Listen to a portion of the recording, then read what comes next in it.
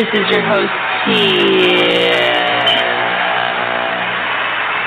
This is your host, Tia. Welcome back to another exciting episode of the Top 10. Live. Geek Vibes Nation. Geek Vibes Nation. Nation.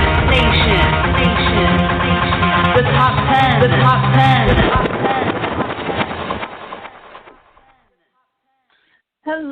Hello, everyone, and welcome back to another amazing episode of the Top 10 by Geek Vibes Nation. As always, I'm your host, Tia, and happy Easter, everyone. Happy Passover, whatever you celebrate today. I know that this year's holiday probably looks and feels way different than previous years, but it's okay. We'll get through it together, but thank you for taking some time out of your day to listen to the Top 10. I have with me my amazing co-host, Brittany. Happy Easter, Brittany. Happy Easter.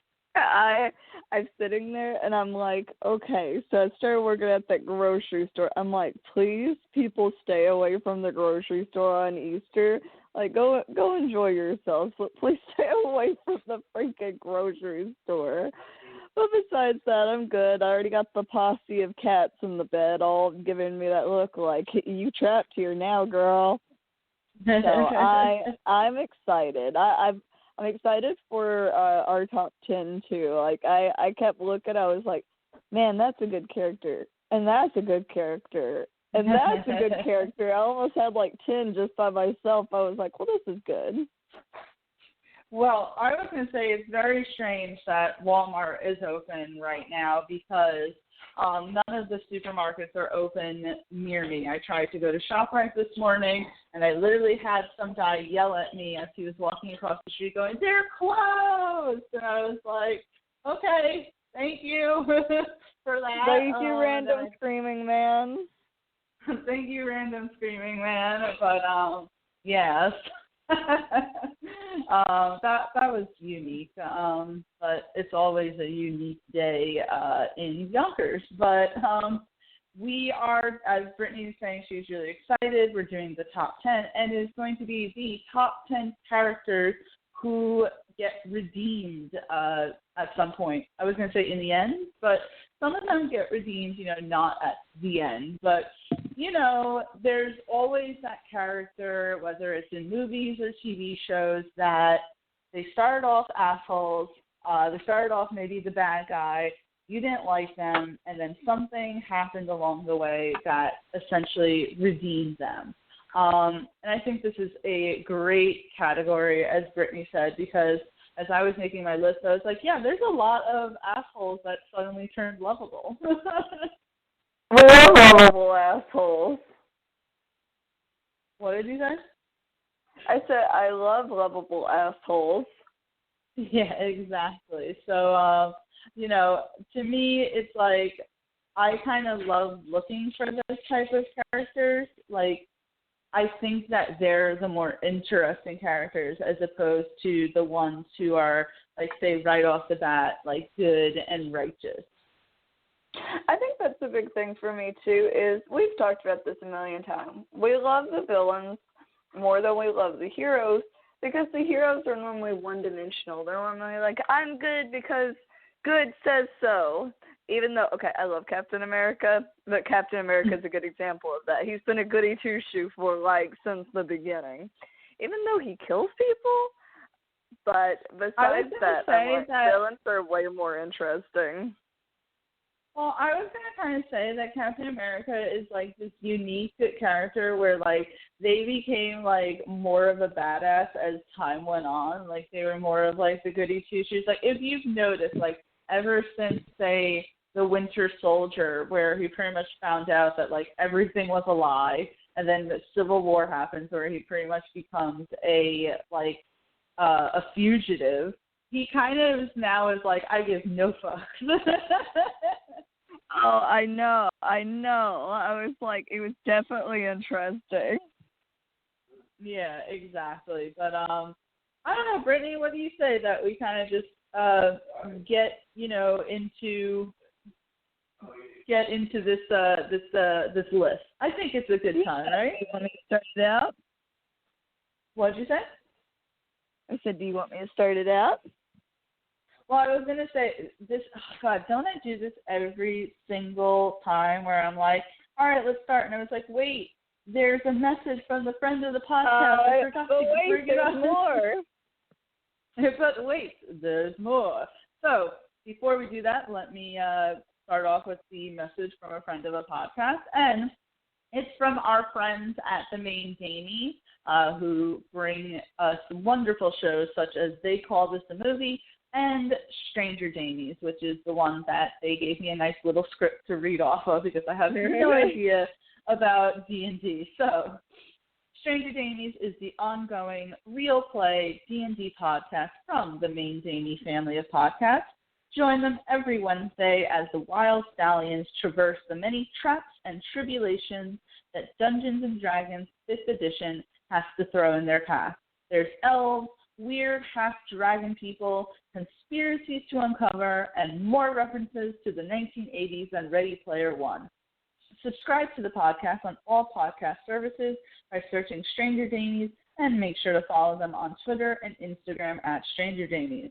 And, of course, Stranger Damies is also a proud member of Geek Vibes Nation, and you can, of course, find us at geekvibesnation.com. Brittany, I meant to ask, now that you're, working a lot, are you still doing your D&D on Saturday nights?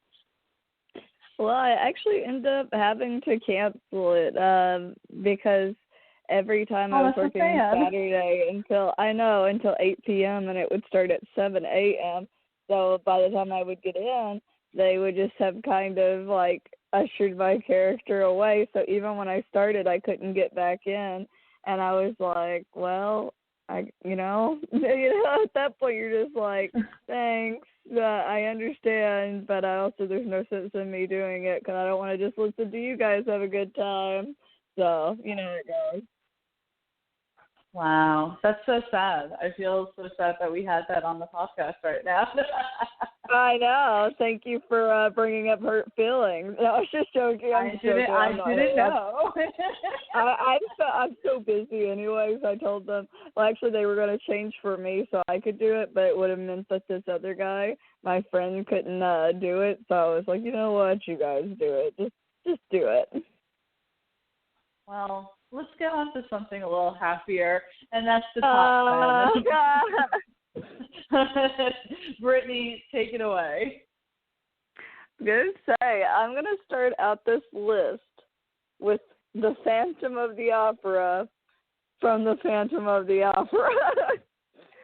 And interesting. And that, yes, because I'm telling you, ever since Ansley has cried every time at the end and went, he loved her enough to let her go, that always stuck with me.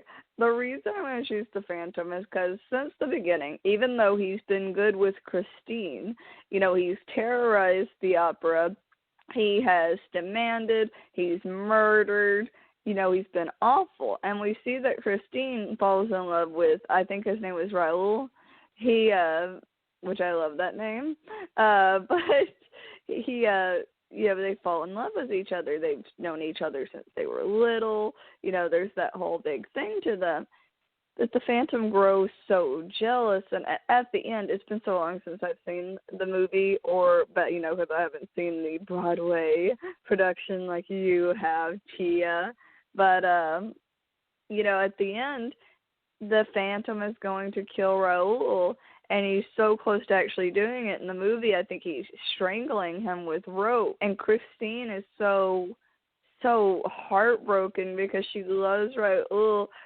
But the thing is the Phantom ends up letting them both go. Even though the selfish part of him wanted to keep Christine and he was going to keep her with him, and have her sing for him, he ultimately lets them both go and lets them go be happy. Even though, that means he's basically alone for the rest of his life. And we see that, if you go back to the beginning, or I think it's at the end, Christine's grave from when she dies of old age eventually, and, she had children, there's a rose there. And it's the same rose that the Phantom always used.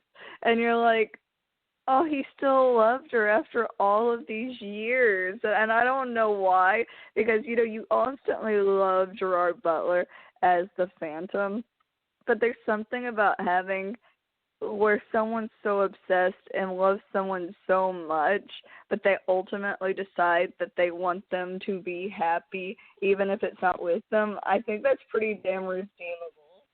I'm going to go with the Phantom.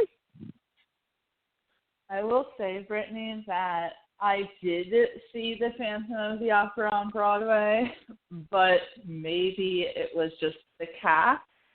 But I thought it was very boring, which was insane because I went to go see it with my mom, and she had said that she had seen it.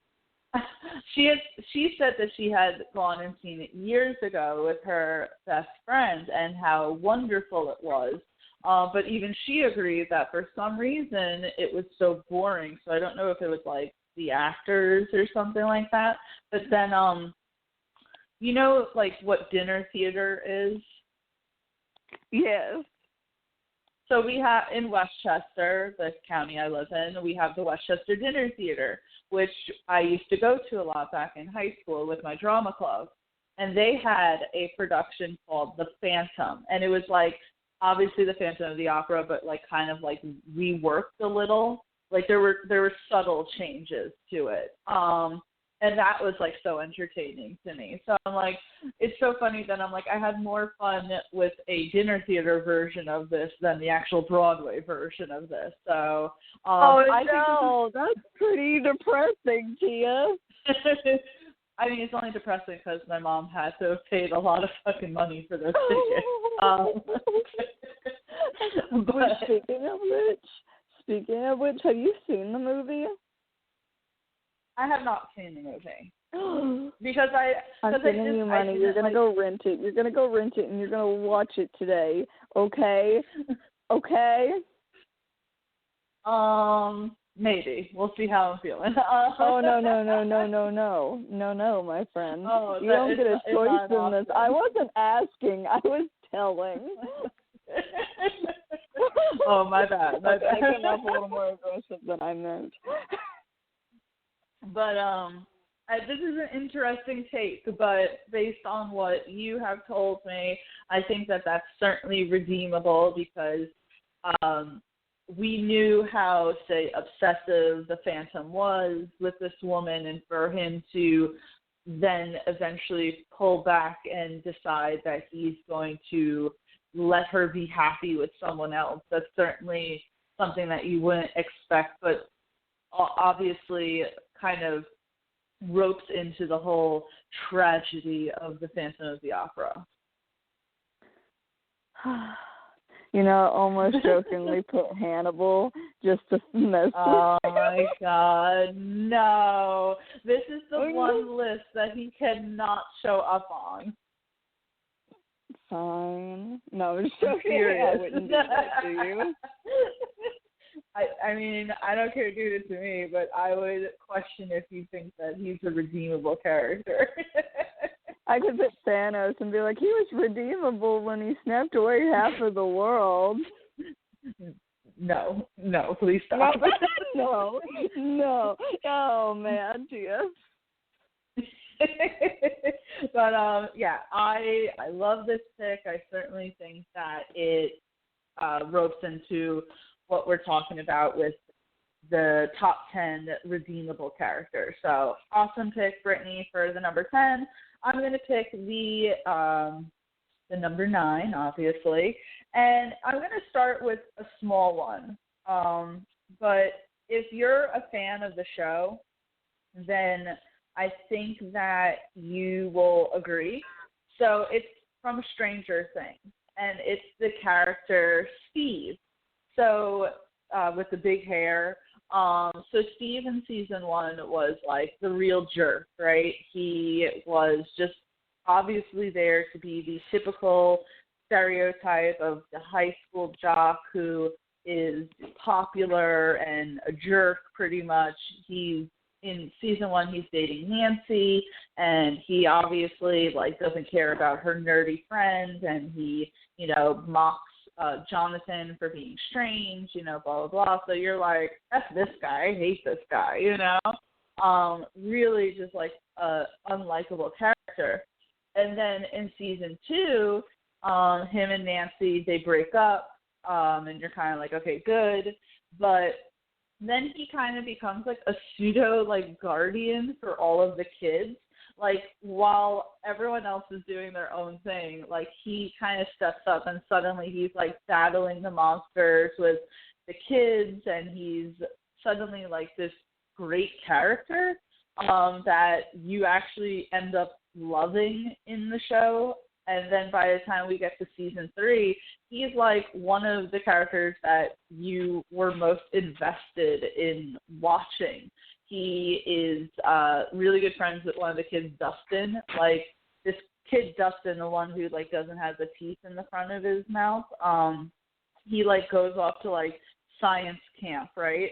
And when he comes back, like none of his friends really are that excited for him to be back because they're all in that like really like gawky like tween stage where they like girls and they're not so interested in the like things that they used to be. And the only person who really shows like insane excitement is Steve to see Dustin. And then like one of the favorite. Steve like their mom? Like he's like the den mother at this point. Yes. Well, so there's a thing in season 3 where he's working at the ice cream parlor with oh god, I forget her name, but she became a fan favorite. I cosplayed as her for New York Comic Con. I hate this. I forget her name. I love that outfit, by the way. Very hot. Yeah. Thank you.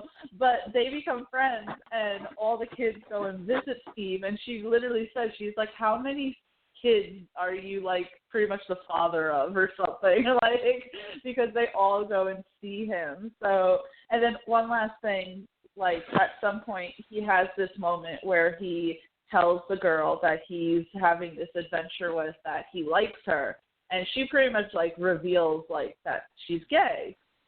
And he takes it like super well, like doesn't try to like change her or make a big deal about it. He's just like, oh, okay, like cool, And so I think that just goes to show like his character development throughout the seasons, because if you just solely watch season 1 without knowing who he becomes in seasons 2 and 3, you're like, oh, this guy's a jerk. And he just totally gets redeemed, and he's honestly one of the favorites in the whole entire series. So, yeah, Steve from Stranger Things. I was going to say, I think I remember, when Stranger Things very first came out, I started watching it, but I petered off and I never got to finish it out. And I'm trying to think. And I think I remember going, man, I hate this guy. I was like, but as I watched it with you whenever I was in New York last, I was like, oh, man, he's kind of everyone's mother. He's going to be such a good dad when he gets older because he's really like, or he's going to be a good mother, whichever one he wants to be. But I was tickled because he's such a goober with these kids. Like he's just like such a sweet, fun-loving guy. But what was I gonna say about that? I was gonna say what's ironic, to not get away from the point. I almost put Hopper as a redeemable character, and because I was sitting there, and I was like, he's kind of a dick at the beginning too. And he's got the messed up issues from losing his daughter, and he's kind of rough around the edges. But we see what he goes and does later on in the series, and you're kind of like, you're a good one, Hopper. You're a good one. But well, that's the thing. I was just going to say that's kind of what Stranger Things does. It really redeems these characters that you would feel to yourself that, like, wouldn't be redeemed at all. Like, oh, God, I can't even look it up right now, and it's, like, annoying me, but he gets introduced in season 2. The guy with, like, who clearly wants to be, like, a front man for a rock band. Oh, my God, what was his name? It's going to bother me. Shit. Anyway. Which speaking of which, are you putting any more Stranger Things on here? No, I'm not putting any more Stranger Things on here. I was just going to mention this character really quick to say, like, you know, what Stranger Things does with its characters, but I can't remember the character's name at all. Well, I was going to say another redeemable character, since you can't remember his name, is the stepbrother. That's what I'm talking about. That's what I'm talking about. Oh, okay, that is who you're talking about? Oh, yeah. I can't remember his name either. Yeah, he was pretty darn redeemable. You know, with his ending, I was like, you know what, because as we should get together, I was like, this is kind of freaking depressing. I hate being depressed, but you know what, I'll enjoy it if it's from this guy. Well, I'm just saying that it's like, you know, in season 2, he's such a jerk off. Like, he's mean. He obviously, like, you know, you see in season 2 that you believe he doesn't care about his stepsister Max, and you're pretty sure that he's fucking racist because the only person that he has a problem with Max hanging out with is Lucas. But in season 3, then he becomes like possessed, and he's still like the bad guy. But then you get this like flashback of like how he grew up and how difficult it was, and maybe what an explanation as to why he is such a jerk. You find out that he really does care about Max, and in the end, he sacrifices himself to try to save everyone. So it's like Stranger Things does this thing where it's like they give you a character that you're like, I hate this character, or this character's such an asshole, and then just decides to redeem them, and it's like, goddamn Stranger Things. Right, Stranger Things is like rough on the soul. You know how they say chicken noodle for the soul, chicken noodle soup for the soul? This is like hot, spicy, beefy stew that's going to burn your butt after you're done with it. It's like it's good while you're doing it, but the repercussions, are they worth it to you? Are they worth it? Yeah, so we just went through a bunch of characters from Stranger Things that are redeemable, but the main person for this is Steve. While they're deciding to burn down Yonkers in the background, Brittany, give us your number 8. I'm going to go with Cable from Deadpool 2. And my reasoning on that is, so when you first meet Cable, and you kind of get like that little hint to his character whenever he hurries up and goes back to the past. But when it started, I was like, man, Cable really wants to kill this kid. You know, that's kind of messed up, which I can't remember the kid's name, Fire Kid, who's all friends with Deadpool. You know, I was like, man, that's really messed up. And the way Cable is basically the villain for most of it because they're trying to fight him off, which I still love. Dubstep sucks, and how upset Deadpool is over that fact. But, you know, you go through it, and you're slowly realizing exactly why. And he has that teddy bear on his hip that's pretty charred. And you're like, I wonder what that whole thing's about, because you see him pick it up and put it on his hip. You find out this kid goes on to be a little shithead and basically a murderer and one of the most powerful villains during this time, who Cable was trying to hunt down because he's basically a part of a task force in the future. And that this kid literally burnt his wife and child alive, and that you saw him see their charred corpses there, and that teddy bear was a burnt-up bear of his daughter, and you realize, oh, okay, that's pretty redeemable. I see why you want to kill this kid now, because you see the monster he's going to become and what he does to you in the future. So, you know, that's really hard to not, you know, go, you know what, dude, you go ahead and do what you're going to do. I mean, I'm not going to enjoy it, but I get why you're doing what you do. But then we also see towards the end with Deadpool, I think, isn't it that he's dying, and Cable has that last thing that's going to send him back in the future, push him back to the future, and, you know, he'll basically get to enjoy his family and enjoy being, you know, how things are. And what gets me is whenever he uses it just to go back in the past again. And I like that whenever he, what does he do to his chest? He, like, pats something. Like, he does something so that it won't hurt him. I think it was a bullet. Like, he puts something in something so that he wouldn't get hurt like he did last time. And that you realize he gave up that chance just to save Deadpool and let this kid have a future that isn't messed up. And that he gave up having his future with his child, but you know they figure out, I think, later on how to send him back to the future. But I was like, you know what, Cable, that's pretty damn redeemable. You were able to see the error of your ways while also suffering the hurt that you've dealt with for a very long time. So you know what, I'm here for it. So yeah, Cable from Deadpool 2. Yeah, I totally agree, because when they first had the commercial for Deadpool 2, it's like they totally, portrayed Cable as the villain, and he was going to be the main baddie, and it's Josh Brolin, so we're already used to him as Thanos, and freaking, it's like, you're saying there, okay, well, he's going to be another villain, and look how badass he is. He has this metal arm, and he's from the future, and he's pretty, determined to, kill this freaking kid, and automatically you're like, wow, he must be really terrible. He's trying to kill a kid. Yeah. But then, as you continue on with the movie, you find out his real motives, and then suddenly he becomes, this really redeemable character where you sympathize, and you kind of, let's not lie, Brittany, you kind of were like, yeah, fuck that kid, let's kill him. Right. And especially because he's been kind of a shithead for the entirety of the movie anyways, it's easy to dehumanize him and go, well, yeah, fuck that kid.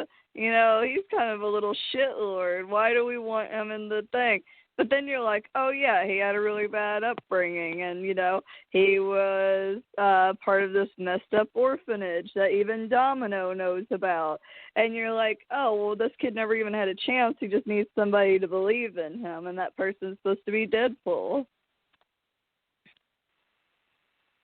Yeah, I like that Deadpool is, because Deadpool has all these flaws and everything, but if there's one thing that he is, really strict about, is that he wants to save this kid no matter what, even when it seems like that really is unrealistic, I know.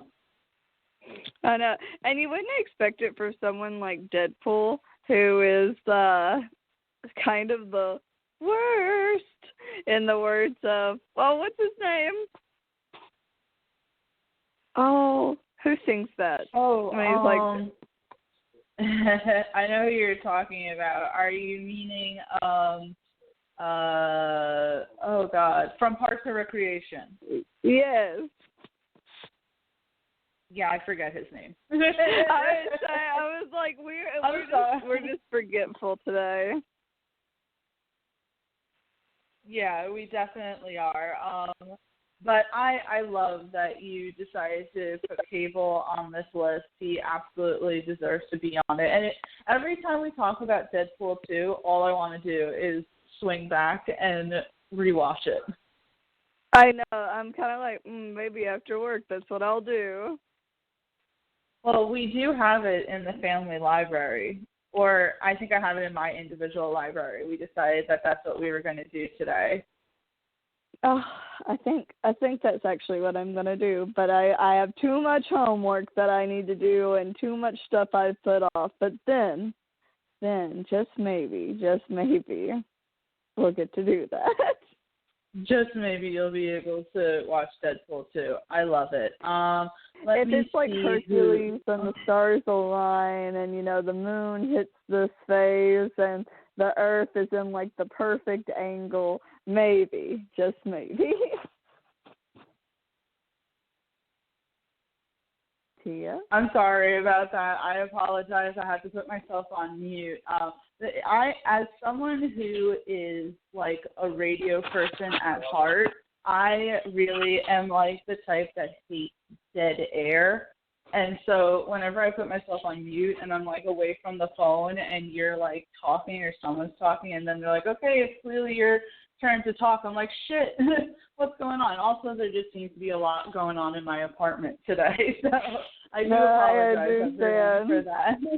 It's completely fine. But Brittany, I love that you putting Cable down. I have like a bunch and I'm like, I don't know who to really pick, and I feel like some of them are a little far-fetched, but you know what? I'm just going to be this person and put freaking Ward Meacham. Now, this is the second time that Ward has... You put Ward.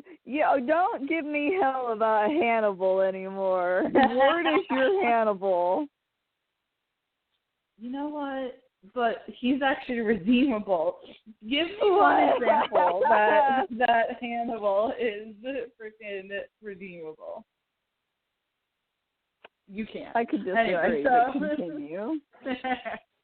So obviously I'm going to pick Ward Meacham. You know what it is? I've been super into like a Tom Pelphrey mood just because he was in Ozark season 3, and obviously that just came out recently, and not only when stuff like that comes out, it's like, whatchamacallit, you know, now all the interviews are out and blah, blah, blah. So I've just been seeing Tom Pelphrey everywhere. So I'm going to put Ward Meacham.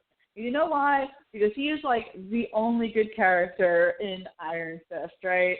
And when you first meet Ward, you're like, F this guy. He is snooty, pretentious. He's freaking like, he's the one that when Danny Rand first comes into town, he doesn't believe that it's really Danny Rand. He wants to completely cut him off from any money that is owed to Danny. And he even, let's be real, puts out a hit on Danny. I don't know if people remember that, but he I did not know Danny. that. Yeah, he legitimately tries to have Danny killed within like the first or second episode. So you're like, what the hell? I guess he really didn't like him. You know what it was? He really didn't believe that was Danny because they hadn't seen Danny since he was a kid. And so to him, he's like, this could just be some random stranger, you know, who decides to capitalize on all this and say that he's our childhood friend. And in reality, it's all a con to get the money because the business was supposed to be between the Meachams and the Rands. Well, with Danny and his whole family dead, it goes solely to the Meachams. So I think for Ward, he was like, he has to be protective of that money. But then obviously as the season goes on, he battles with his drug addiction. We see what happens between him and his father, and he decides to he kills his father at some point, but, you know, then his father becomes like a zombie and comes back to life. So that didn't really work out the way he wanted it to.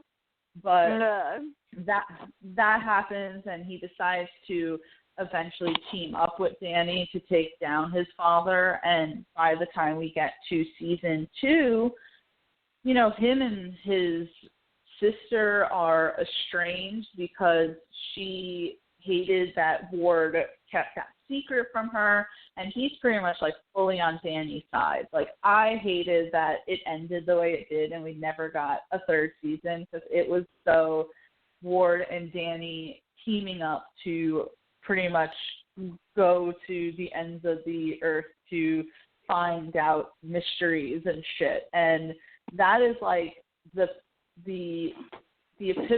epitome of like a redeemable characters. Yeah.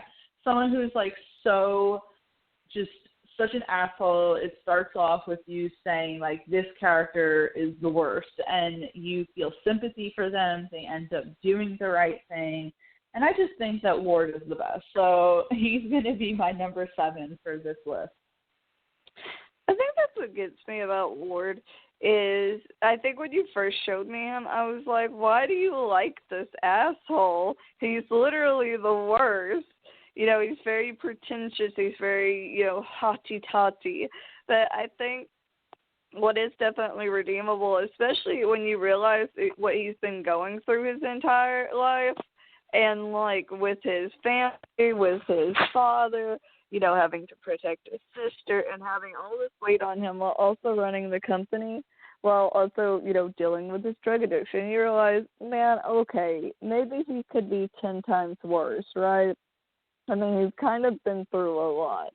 And so I think, I was reading a thing lately about how, in kids shows especially, they always have this bully type character, and later on they just become a good character and they don't really have a character change. And about how people are moving on more to, yes, you can have the bully character, but we don't need seasons upon seasons of them being an asshole and being a bad person. All you really need is just to show why the way that they are and help try to touch upon that. And I think that's big with Ward. It's like, he had a lot of shit happening with him. Tia, I think you can agree. I don't think I'm in a bad mood if I stub my toe, and it's probably going to last most of the day. I couldn't imagine having a super abusive father and dealing with all that, and then trying to be super hospitable to some guy that you don't even believe is real. So yeah, you know what, Ward, you're pretty redeemable. Not redeemable as Hannibal, but I mean, I guess you can be close. When season 1 of Iron Fist was out, and this is before season 2, I read this whole thing about kind of dissecting the character of Ward, and it was saying, if someone came back into your life claiming that they were your childhood friend, you also would be apprehensive. And someone pointed out, I believe it's either in the first or second episode, that Danny essentially takes his car hostage and drives Ward around the parking lot at an insane speed. And this is someone who hasn't been behind a car wheel ever. And so it's Danny was exuding all these really erratic, behavioral traits that it would make sense even more so that Ward would be apprehensive. And I don't think that when you look back, he's necessarily the villain. It's just that he has gone through so much in his life that he's just 110% done. As you said, he had this super abusive father, this secret that he had to keep from his sister, and the fact that he was battling a crippling drug addiction. That all of that is, you would be Ward as well. You know what? I think we're all a little bit of Ward on the inside. When I go to work, I feel the same way. Oh my god. Agreed. I could probably go on and talk about Ward for hours and hours, dissecting his story and why he is the way he is. But this is the top 10 redeemable characters, not the top 10 moments of Ward Meacham, which would be a pretty spectacular top 10, just saying. But we have to move on. Brittany, what is your number 6? Okay. I know it's going to be a little bit different, but you'll understand. I'm going to go with Black Widow. Because I love it. Right? Okay. So you have Black Widow, who's dealt with a lot. The Red Room, becoming Black Widow, having her uterus taken out so she can't get pregnant and it be like a hamper on her missions. But basically being a trained killing machine, which I really still want to see the movie. I know it got pushed back, but I wanted to see it so bad. But I understand in these current state of events. But we get to see her when she's at her best moment, right? We get to see her working for S.H.I.E.L.D. It's kind of like having her as her good form now, but just getting the glimpses back to the past.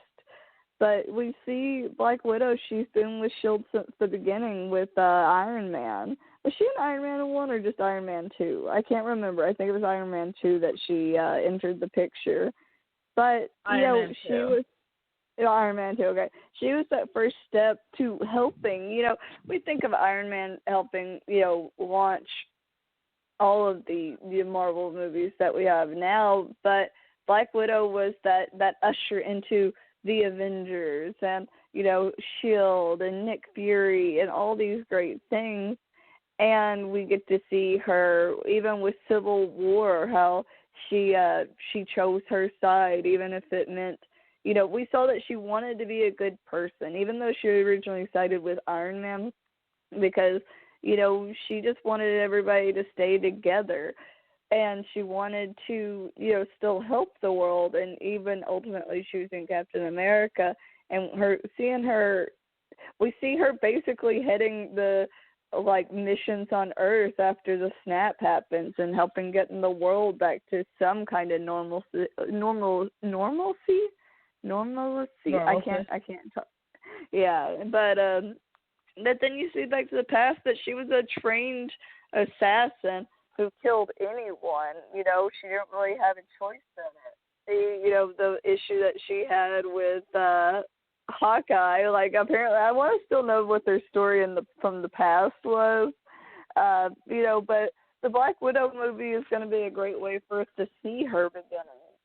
We have to think about what exactly she had to do, seducing men. We saw that she knew the Winter Soldier, you know, and even in the comics. And even in the comics, we can see all the horrific shit she had to do. But ultimately, we're getting the best form of her. And even in the end, like, which spoiler alerts, when she sacrifices herself for the stone, and she goes, you know, basically she didn't want Hawkeye to do it because she wanted him to be back with his family, and the Avengers was the only family she ever had. So, no, I think that's pretty darn redeemable. That's so sad. I'm sitting here like, oh my God. No, it made me want to do he loved her enough to let her go, except it was like the other way around. Oh, I've always loved Black Widow from the moment she stepped into Iron Man 2 and completely kicked ass. But you're right. We don't really see it so much. Say we see Black Widow, you know, after, but she was a former KGB agent. She's had to do some really bad things. In Age of Ultron, when she has her hallucination from Scarlet Witch getting into her head, you see that they had her shoot someone as part of the training. So she's and she says to Loki at some point in the first Avengers, you know, I got a lot of red in my ledger. So this is someone who's obviously done a lot of bad things, and we see her as, at first, just an agent, right? This is just a job. Even, say, in The Winter Soldier, if you go back and rewatch it, she keeps Steve in the beginning at, like, an arm's length, because the mission that they're doing in the beginning of the movie, Steve thinks that they're doing one mission, but she has a side mission, because to her it's all about the mission. Well, but then it becomes about, like, the family and the heart of everything. As you said in Civil War, she just wanted everyone together. She said to Steve, it doesn't matter how we stay together as long as we stay together. To her, I think in Civil War, she was looking at what was going on and maybe even panicking a little, like, this is the one family I've ever had, and now it's pretty much breaking up, and I don't know how to, you know, keep it together. I don't know how to. It's almost childlike in a sense for such a hard person. I was going to say, and then remember in Civil War, she's fighting against Hawkeye, and she's like, we're still friends, right? Like, even in the middle of that, she just wants to make sure, like, we're still friends after this, correct? Yeah, stop it. My heart can only take so much, Tia. It's so tragic, you know, and as you said, like, in Endgame, she was pretty much running things. Like, you have this character who went from pretty much, people probably were, you have to imagine in S.H.I.E.L.D. and stuff, and I have to look back to see if this was actually portrayed on screen, but that people were probably a little trepidatious about her, considering she was a former KGB agent. Maybe they weren't as trusting of her. But then she goes from that to full on like running shit. And then she ultimately sacrifices herself because to her that was what it took. You know, whatever it takes. That was literally the tagline for Endgame, whatever it takes. And she decided that her sacrificing herself was that, and she was not ever going to let Hawkeye do that. As much as I would have loved for it to be Hawkeye, but it's going to kind of Oh my suck. God, it's savage. I know. But it's going to kind of suck seeing the Black Widow movie because I'm sure it's great, right? Like, the trailers just look epic, and I have no doubt that it's going to be epic because it literally looks like The Winter Soldier, and I've been waiting for an MCU movie like that movie since that movie came out. And then it's going to suck because it's like, okay, this is a prequel, and we're never going to get any more of Natasha Romanoff. Like, this is it. Which I guess If every David Harbour story dies, has I'm literally going to riot. I have the feeling that they're all going to die. Like, I have a feeling that that's why Natasha ends up going back with Steve and Falcon, because we see at the beginning of Infinity War, she's with them, and she kind of makes a comment where it's, oh, we've been on the run for the past 2 years, you know, in shitty hotels and eating bad food, blah, blah, blah. So I have and there is a, like, not a rumor, a speculation going around. Go back and rewatch the Black Widow trailers. Yelena has the same green vest on that Natasha had in Infinity War. And isn't it just a little convenient that not only is she wearing her vest, but she's blonde in Infinity War, and Yelena is blonde. So it's like there is very much a speculation that, like, what if they all die? And that's why Natasha's essentially using Yelena's identity to kind of stay under the radar. Yeah. Man, they really are trying to burn down Yonkers. They're trying to burn down Yonkers. The dog's barking now. The freaking bell is going. Please take it away for us. I'm going to say, sorry, but I want to know if I want them to live, Tia. Like, you would think she'd be more heartbroken, but then again, why would she want to be so ready to give up her life if she had any family to go back to? So I really want to know. I just want her to. I don't know. We got Gamora back, but we lost Black Widow, and that's where I'm like. But the Gamora that we got back is not the same Gamora. That's 2014 Gamora. The same though. But that's the thing is that I hear everyone saying that, but that's the same thing. Like, we don't have the same Loki back. Think about this, Gamora from 2014. I'm just saying, like, this is the same Gamora before the events of the first Guardians of the Galaxy, before the events of the second Guardians of the Galaxy. She doesn't even know who Peter is, so that might as well be a stranger. Just like Loki is the Loki from 2012. He didn't go through the events of Thor: The Dark World. He didn't go through the events of Thor: Ragnarok, and he didn't go through the events of Infinity War. So it's like, you know, that Loki doesn't have the same life experience or the same sympathy, the same bonding with Thor that, you know, the Loki that we love and know and the Gamora that we know and love have. I still think you can't convince me. I mean, to me, I always am sitting there hoping.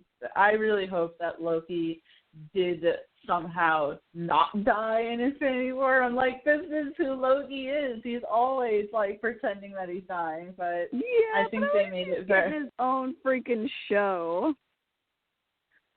Which, again, is halted for the production because of what's going on. Yeah, it'll come out eventually. Right. I like how you have Eventually. that sort of I like how you have that sort of mentality, but for the Black Widow movie, you're like, no, it's just because of David Harbour. Don't lie. I mean, okay, but why do you gotta be so loud though? You know what, right? But no, I seriously love you putting Black Widow down. I also can't wait for the Black Widow movie to come out, which I think got a release date in November now. So That's so everything got put. away. Brittany, none of the freaking movie theaters are open. The coronavirus is like everyone has to stay indoors. Stream. They'll make plenty. But they won't make as much money. Like, I want the movie experience, so I can wait. I'm okay with waiting. Girl. I mean, they push back everything. Black Widow, The Eternals, yada yada, X, Y, and Z. So it's like we're gonna have to wait, but it's okay. It's gonna be worth it. I'm gonna literally riot. No. I feel like we're just doing like a Marvel thing now because I look at my list and I'm like, I have so many Marvel characters. I know. I have a Marvel character too. I think I only have one last one left though. Well, I'm gonna stick within the Marvel realm because why not for my number 5, and I'm gonna put down Nebula. Ooh, that's a good one. Because you can even make, like, the argument that Gamora was redeemed because she, too, was, like, a war criminal. But she kind of, switches really easily. I mean, her whole motivation in the first Guardians is to betray Thanos. But in the first Guardians of the Galaxy, Nebula is firstly loyal to Thanos. But then when Ronan makes the promise that he will kill Thanos, she sides with him because look at what freaking Thanos did to her. So she's the enemy of the Guardians. She's fighting against them. And even at the end of the first Guardians, when Gamora's kind of like, come with us, Ronan is crazy. And she's like, I know all of you are crazy. And she, like, pretty much cuts her own hand off to, like, yeet out of there. But out of there. I've been seeing that so much, so I'm like, I need a way to use that into conversation. But even in the second Guardians of the Galaxy, it starts off with her siding with the Ravagers, who are pretty much bringing up a mutiny against Yondu. So I want to say for, like, the first half of the second Guardians, she's still a bad guy because she literally tries to, like, kill Gamora. Until Gamora's just kind of like, what the hell? What is going on between us? Can we just stop and talk for a goddamn second? And that's when, Nebula reveals that she only ever wanted to be a sister to Gamora, but Gamora was always too preoccupied with winning. And because of that, Nebula got turned into this, like, freaky robot-looking thing. And she helps the Guardians in the first Infinity War. She's still helping out, and then in Endgame she becomes like a vital part of, like, the team getting back everyone. Like, not only is she the other survivor with Tony, like, I don't know if you remember in Endgame, she literally, like, gives Tony her food even though it was, like, her food. She sees that he's deteriorating and she hands it over to him. She has this, like, really beautiful friendship with Rhodey, and she literally kills the 2014 version of herself so that they could fight up against Thanos. And it's just really beautiful. Like, Nebula's story is so amazing and so tragic because it's just this girl who's had to be strong for so long that she was just this hard shell, and then you just need to get into the shell. And before I pass it over to you, I want to say that 2 of my favorite scenes with Nebula is one in the second Guardians of the Galaxy where the ship that her and Yondu are using needs power, and she pretty much, like, opens up her arm to, like, plug the freaking wires in, and he's like, it's going to hurt, and she's like, promises. And then in oh my Endgame, god, okay, kinky though. And then in Endgame, when her and Rhodey are tasked with finding the orb back in 2014, and she full on just like sticks her hand into it, even though it's pretty much like burning her hands up. And she tells Rhodey, she's like, I wasn't always like this. So I just love Nebula, and that's definitely going to be my number 5. So what do you think about Nebula as far as being a redeeming character? You know, it makes me think of, okay, you watched Hey Arnold, right? Oh my God, I loved Hey Arnold. Why didn't I think about that last week when we were doing the animated? Shit. Oh, yeah, Sorry. no.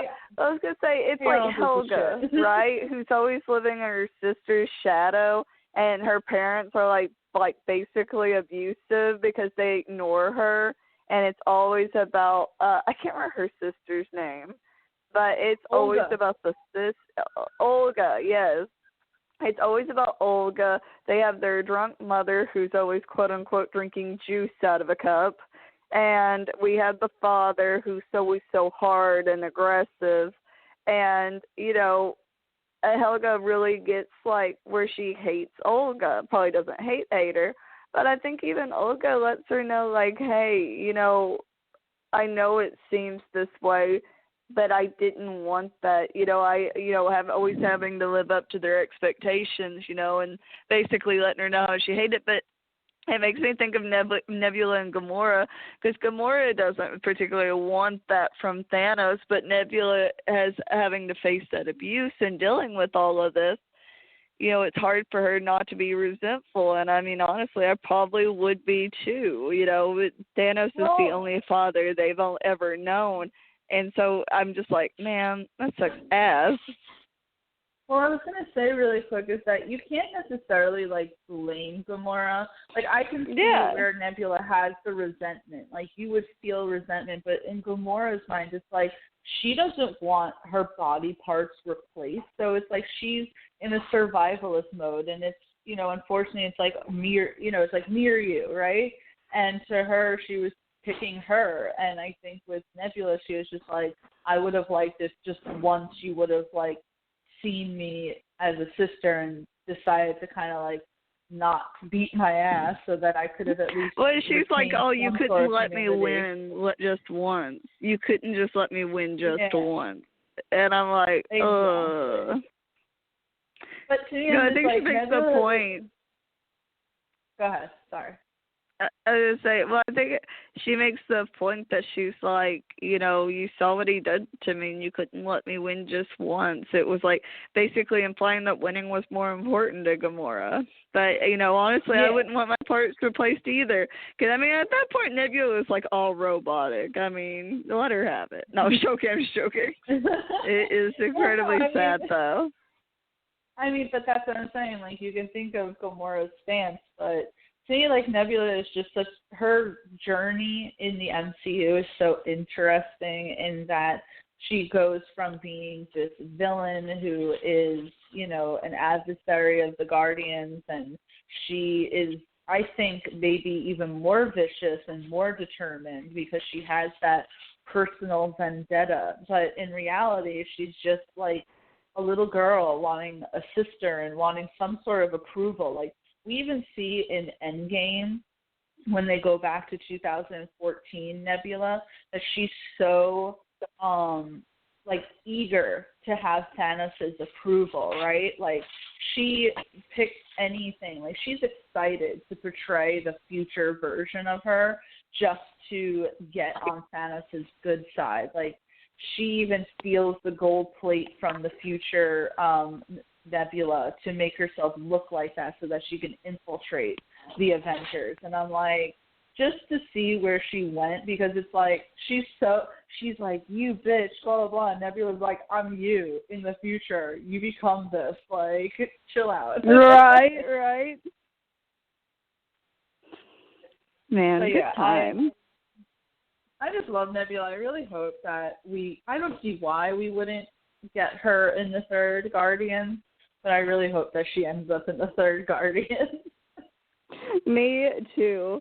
I'm like, have you seen her without like all the makeup on? She is one hot so beautiful redhead.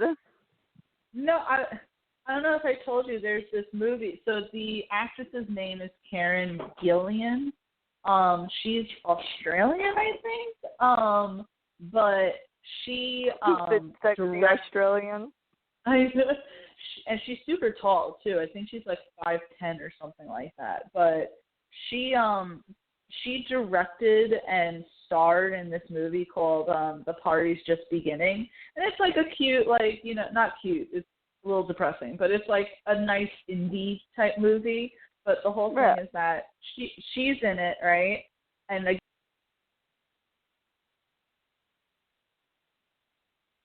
Tia? We may have lost Tia. Let me try calling back in.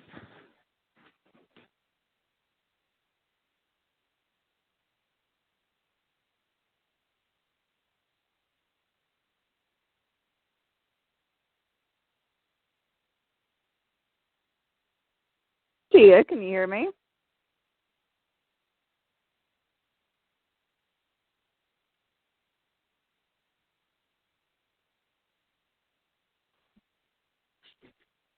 hello, Brittany, you there? Yes, I am here. Oh, okay. What the hell? This is the second week in a row that it freaking dropped our call. Oh, I know. Well, like, you were in the middle of talking, and it just cut off, and I was like, I said, we may have lost Tia. And then I was like, well, maybe we lost me. So I hung up, called back in, and then it was, like, unmuted, and it was just silence. I had this whole talk, and I was explaining something, and then I looked down, and I was like, oh my God, I have no idea what the hell. So what was the last thing that the audience heard? I heard you go, there was this movie, it's a cute indie film that's kind of depressing. And that was the last thing. Oh my God, I was talking for like a solid friggin' minute. Audience, I'm so sorry with every disruption that has happened during this podcast, and every disruption that has pretty much happened in these past few podcasts, because I have no idea what the hell is going on. Blame it on the coronavirus. But really quick, oh my God, there is this cute and depressing indie film where the girl who plays Nebula, Karen Gillan, directs and stars in, right? And the main guy who she like has a relationship with is Lee Pace. So it's funny to me because Lee Pace played Ronan, and I'm like, did Karen give him a call and was like, hey, remember that one time we were in a Marvel movie? Do you want to star in this movie that I'm directing and we can make out a lot? Oh my gosh, yes. Which it's kind of cute. It's on Hulu. You should definitely check it out. I'm going to say it does sound cute, but I don't know if I can handle depressing in my life. I already get enough of that as it is, Tia.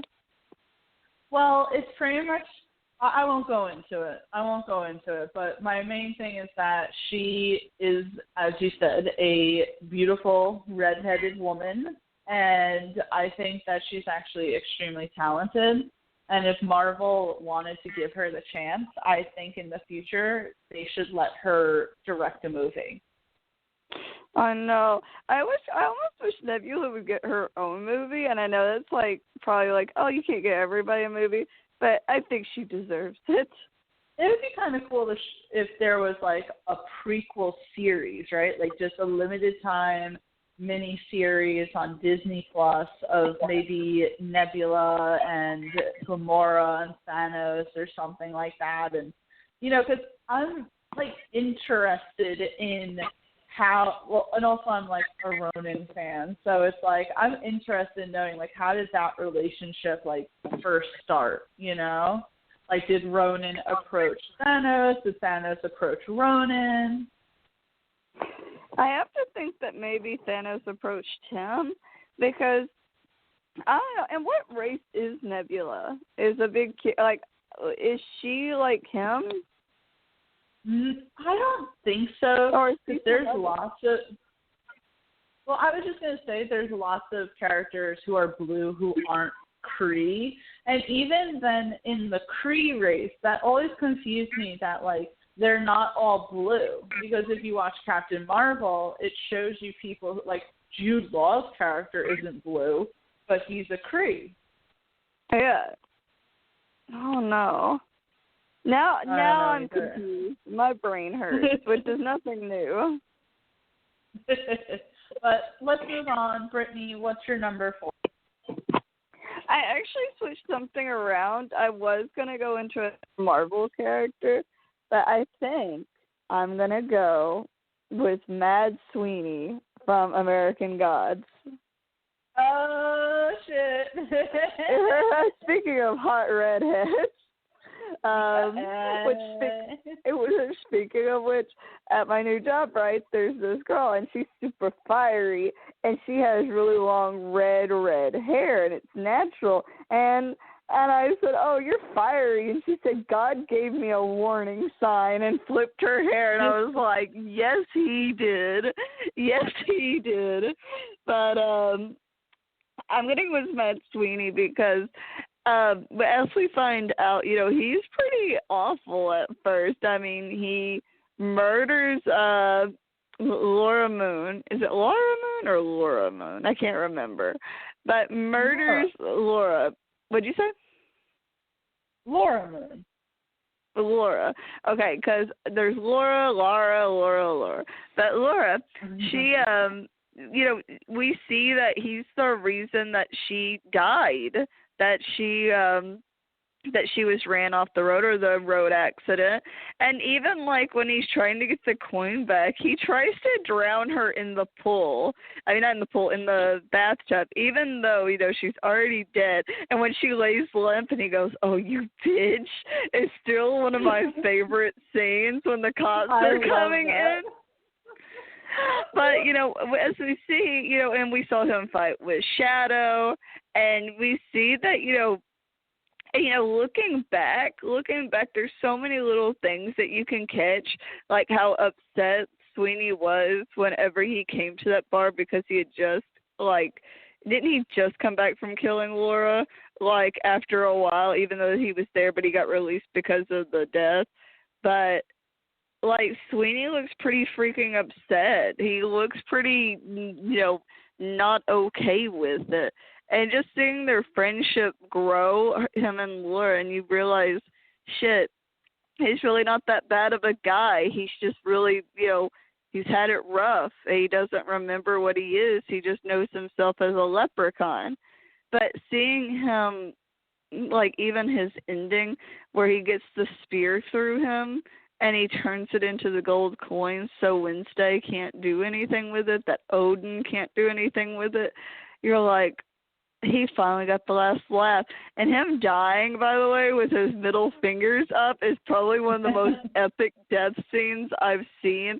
I don't exactly know how to continue on. I'm just obsessed with him. I remember going, I think even it was when I was in Kansas, and Aaron was watching it with me, and he was like, I can't tell if I hate or love this guy. And I'm like, shh, just let it happen. Just let it happen. We love him. We love Mad Sweeney, the fierce redhead. But I know you're obsessed with him too, but I just think he has such a good workaround, and really seeing, not from the sense of like, oh, we instantly think he's the bad guy, but getting to see that other side of him where you're like, Wednesday's the bad guy. Yeah, and so if you go back, right, and watch American Gods, like knowing what you know, the first bar scene with Sweeney and Shadow and Wednesday, and he's looking at the newspaper with Laura Moon, and he's saying, you know, blah, blah, blah. I do think that was only a couple of days, because remember, Shadow gets released from prison because they say, oh, your wife died yesterday, right? He immediately goes to the airport. He meets up with Wednesday. Like, I want to say that it's only been a few days since he's killed Laura. So it's obviously still weighing on, because he tears up. Like, look at his eyes. They're watery. And he certainly has this, like, very abrasive personality, you know? he even kind of tells Laura, like, if it comes between me and you, like, I'm getting that coin back, right? Like, I'll just wait then till it freaking comes out of you once you're, like, rotting and shit. But he had an opportunity. Remember when the ice cream truck rolls over and her chest opens up with the stitches? Like, he could have literally just took the coin and kept walking.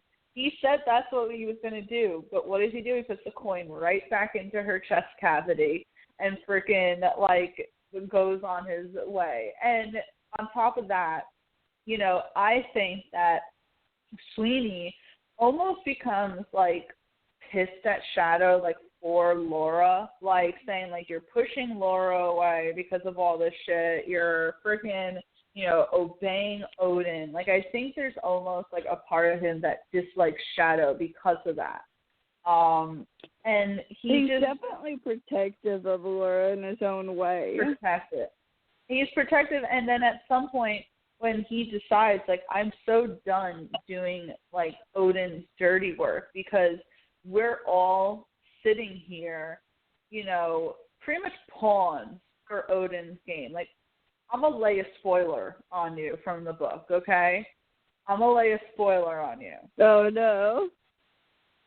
Odin's doing all of this just to feed his war, you know, like, because he's the god of war.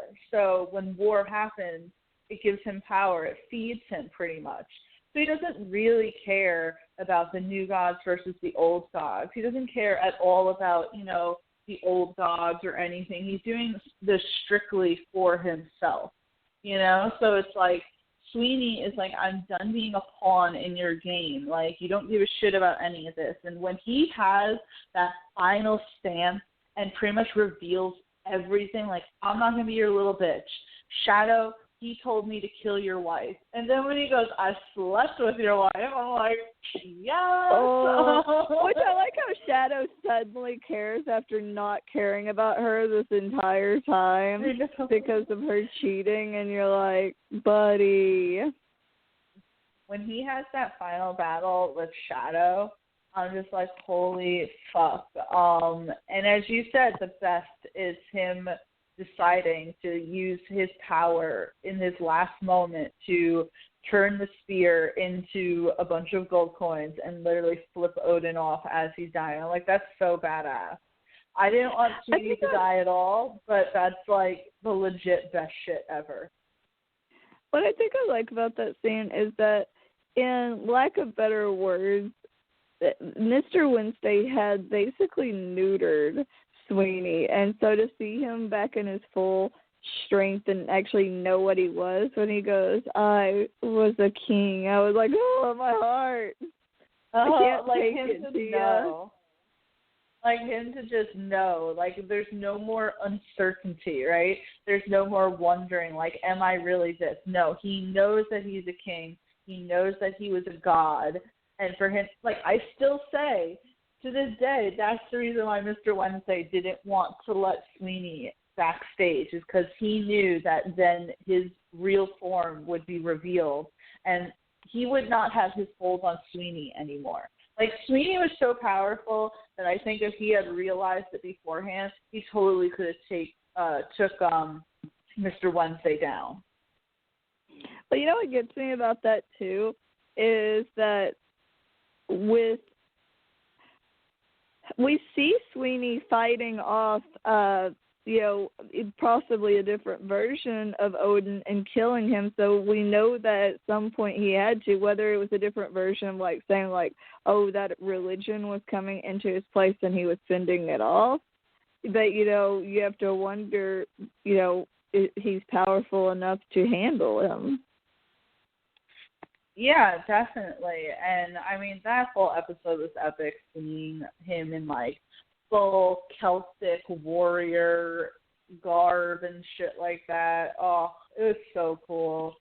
That episode I watched, like, on the edge of my seat because I kept thinking to myself, are they really going to kill him? And I really thought that we had like made it past the moment where they were going to. I was like, they're teasing us, right? but maybe he's not really going to die, because that scene under the bridge is where he dies in the book. So when they got past that, I was like, oh, okay. But then as soon as they were fighting, I was like, it ain't going to go good here. It ain't going to go good here at all. I know. I wanted to turn it off and go, let's just pretend this never happened. We live in a happy world. We live in a happy world where Sweeney didn't die and Odin yeeted off to wherever he came from. Right, exactly, like exactly. Would you say really quick, this is just going to be an honorable mention because I'm not going to put him on the list, and I'll be quick with this. Would you say that Technical Boy got redeemed at some point? Fuck Technical Boy. Nobody cares about him. I just don't. You know what? I can consider him redeemed, but still. I mean, not as much as Matt Sweeney. No, Matt Sweeney was the MVP. No, I just like to tease you, but no, he's great. He's great. Not as great as Sweeney, but he's pretty great. I remember, like, first getting into American Gods, and I only did it because of Pablo Schreiber, the actor who plays Matt Sweeney, for those who don't know. And I was just like, what the hell am I watching? He's a leprechaun. But we all know that, like, Pablo Schreiber is, like, 6'5". And I was like, what is going on? I like when he's, like, kind of tall for a leprechaun. And doesn't he call him, like, racist or something? Pretty much, he was just like, that's a very narrow view of the world. And I was just like, right. Oh but I would love like to this see other character. leprechauns so that we could have seen what other leprechauns look like. Well, they are bringing in a leprechaun for season 3 of American Gods.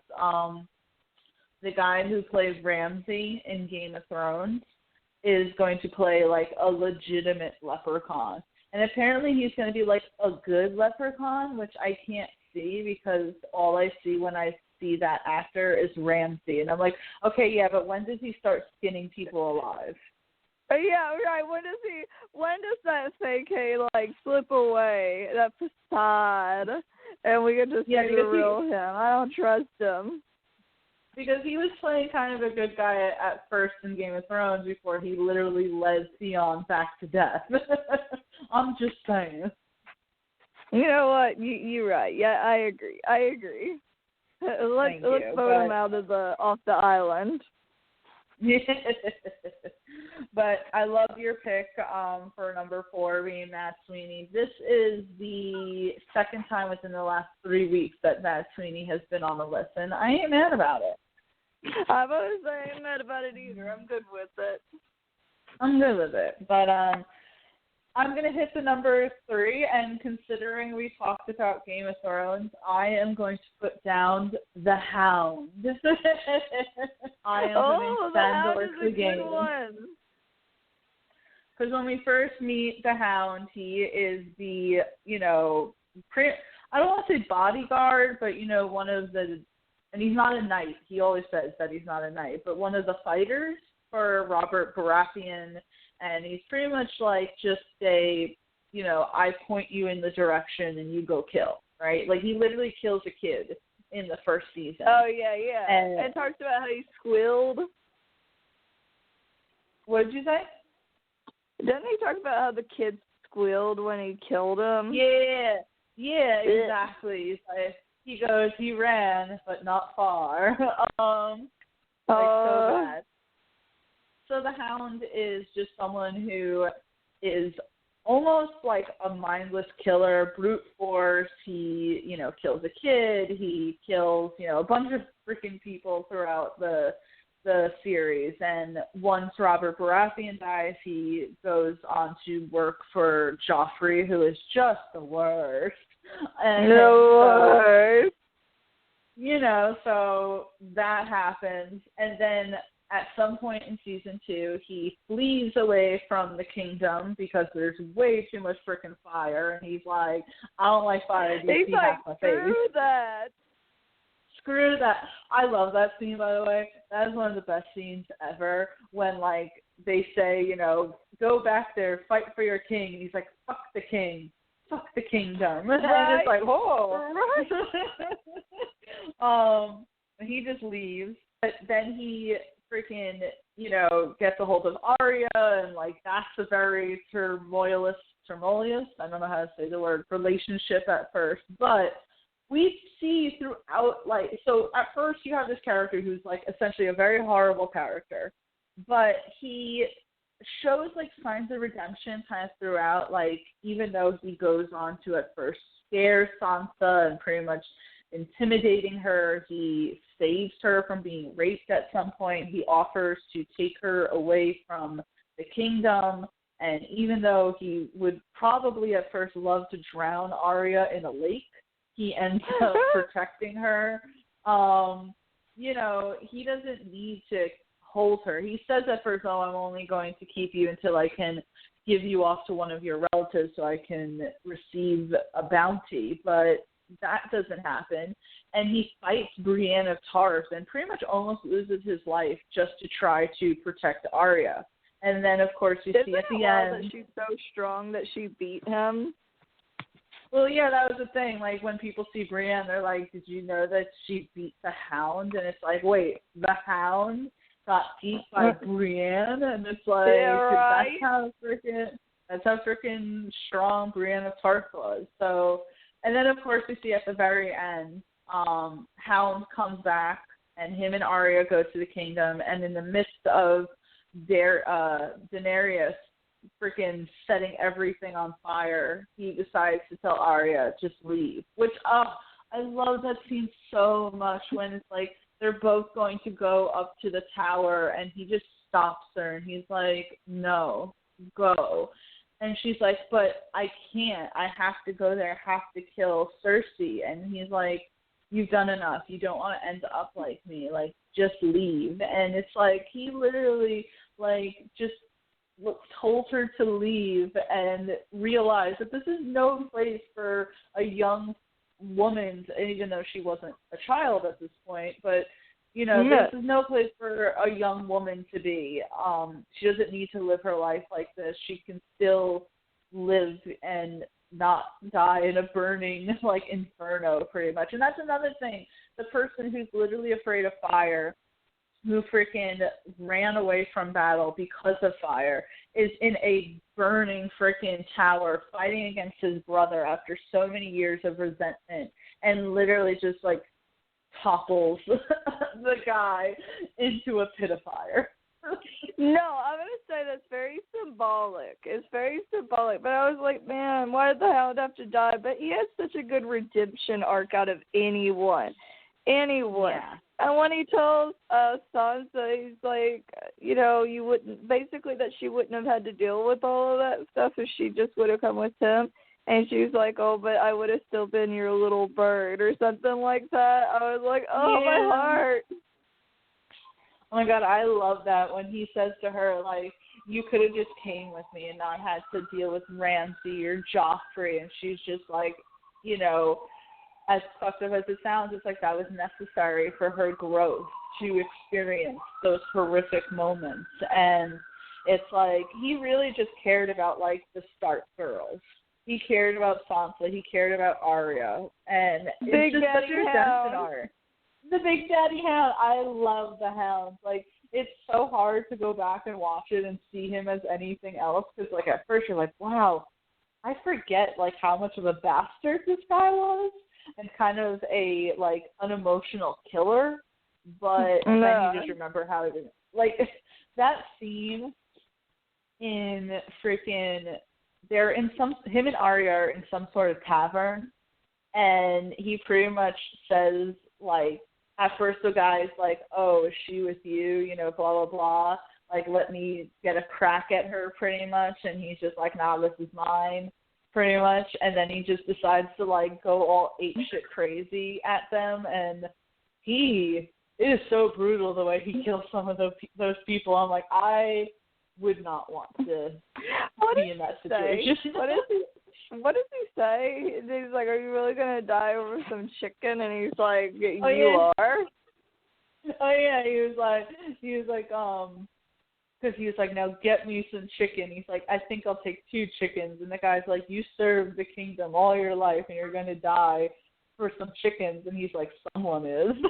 Someone is. Oh shit. Like, oh shit. And because I hate how much I love him. Well, because at that point is when he defected away from Joffrey, and all those soldiers were still soldiers for, like they were King's Guards. And it was just so great. Like, I love that fight scene.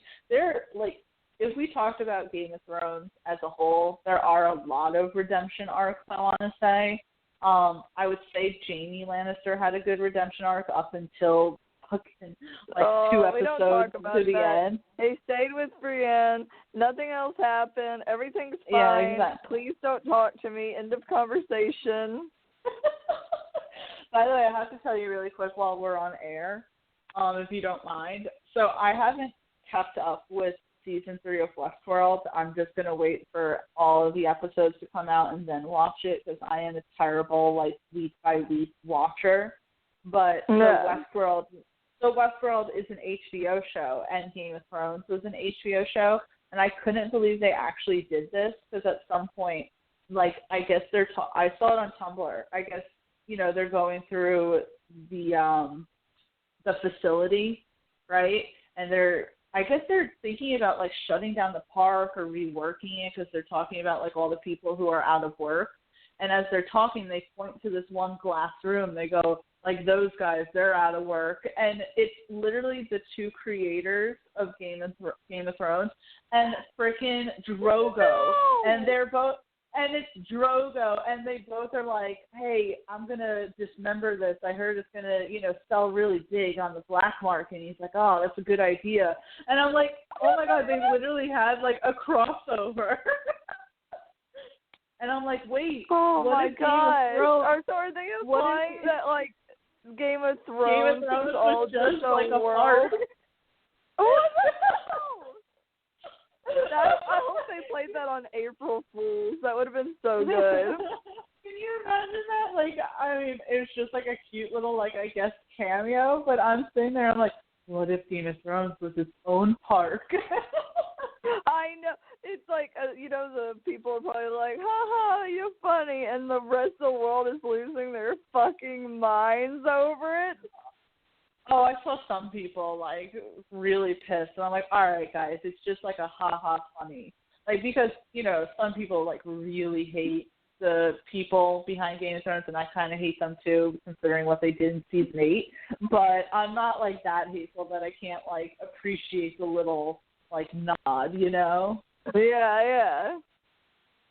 Nat, so, anyway. I can't believe they did that though. That was ballsy. You gotta give it to them. That was ballsy. Gotta give it to Westworld, man. But so number 3 is going to be The Hound. Brittany, give us your number 2. My number 2 is... That sounded really wrong. Oh my God. Oh, sorry. There was a loud clap of thunder, and it scared me. My heart fell out of my chest. I am going to go with. Let me double check, because I think I still had the same person as my number 1. Yes, I am going to go with Severus Snape from the Harry Potter series. Do you know why? Have you seen any of them? God, I think I saw the first one when it first came out, but I could not tell you anything that actually happened. I just know that he was the asshole that everyone thought was the bad guy and the villain, but in the end he I guess loved Harry Potter's mother and protected Harry at the end of everything. So let me learn you something, Tia. Okay. So quick recap. You're right. Severus was the asshole.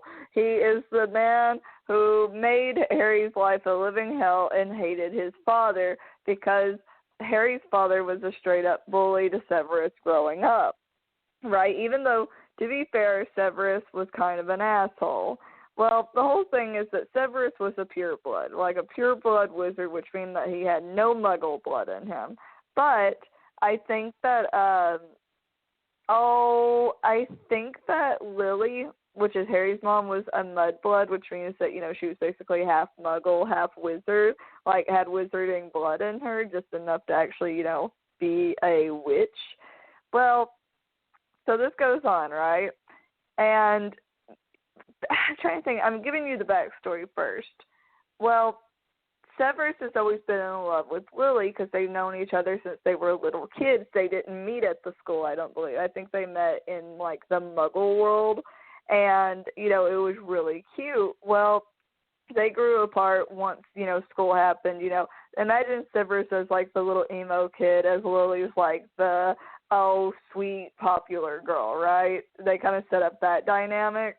Well, it goes on, and so I'll skip this part. So we're going on to, how they're at the school, there's Harry, but you don't realize that Severus has been watching out for Harry this entire time because of how much he loved his mother. And you think, because towards the end, Severus kills Dumbledore, right? And you'd be like, oh my God, that's the worst, right? But Dumbledore was dying anyways, and he needed Severus to uphold that, because he was double agenting, because you think Severus is working for Lord Voldemort at this point because he was a Death Eater, which, a follower of Lord Voldemort since, those days. But he never realized that Lord Voldemort would kill Lily because the prophecy saying that Harry would kill Lord Voldemort. There's this long thing, and I'm probably getting some things wrong. I'm just trying to think of how to explain it. Well, ends up, Severus has been protecting Harry this entire time. Well, ending up, Lord Voldemort kills Severus, or the snake kills Severus, I think. And as Severus is laying there, right, as he's laying there, he tells Harry to look at him because he has Lily's eyes, and he wants to see Lily one last time before he dies. And so he gives, this is the part I can't quite remember.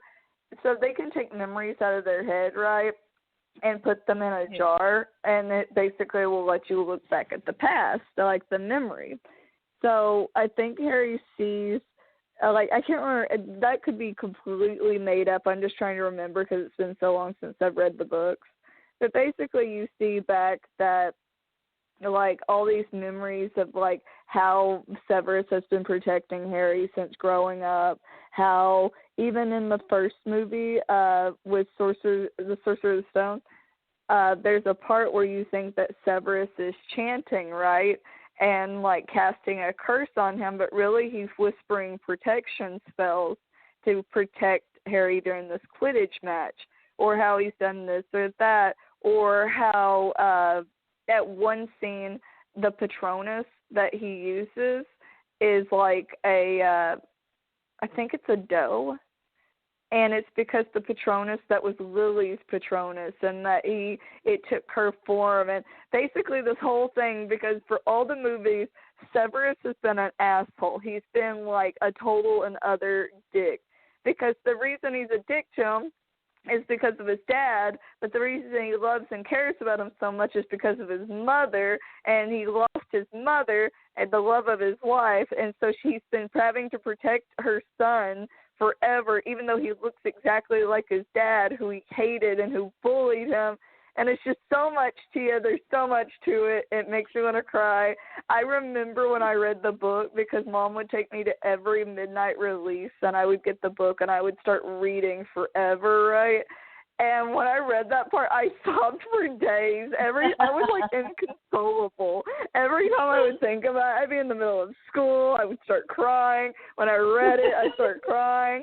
It was bad. It was like breakdown dying all over again. Oh my gosh. No, I didn't read the Harry Potter books. I didn't watch the movies, but Harry Potter is one of those things that it didn't matter. You still kind of knew things about Harry Potter just because it was so popular that you just whether you liked it. you couldn't avoid it, you know. And I remember like when the last, book came out, the last movie. I think it was the movie probably more than anything. But when everyone was talking about Snape and his redemption, and I remember thinking, I was like, wait, isn't he supposed to be the bad guy, the guy with the long black hair? I was like, isn't that his thing, that he's the evil one? And I was like, oh, that's a pretty cool twist. So I remember like hearing about it either from people or looking it up online. Again, it's just one of those things, like you could not avoid it, right? No, and yeah. I think that is cool. Like, I think that's a really cool thing for it to pretty much be like the long haul and to have essentially like a character's story pay off in such a way, I think is really awesome. And I just know that Alan Rickman brought a lot to that character, and people really enjoyed the Harry Potter series and the franchise. So I think that's really cool. I think that if we're talking about characters who have been redeemed, that Severus Snape certainly deserves to be your number one, just because I think that there would be a whole freaking community of people worldwide that will agree with you. You know what really sucks sometimes is I was so obsessed with Harry Potter growing up, and I loved it so much, but the fandom, like, ruined it for me. Like, oh, what house are you a part of? Well, I'm this house, and shame on you for being this house. And I'm sorry, liking Harry Potter is not a personality trait. And yeah, so but people make it that. Yes, they're like obsessed, and I'm like, I love Harry Potter too, but I ain't like that person that's wearing like all the Harry Potter clothing and like all that.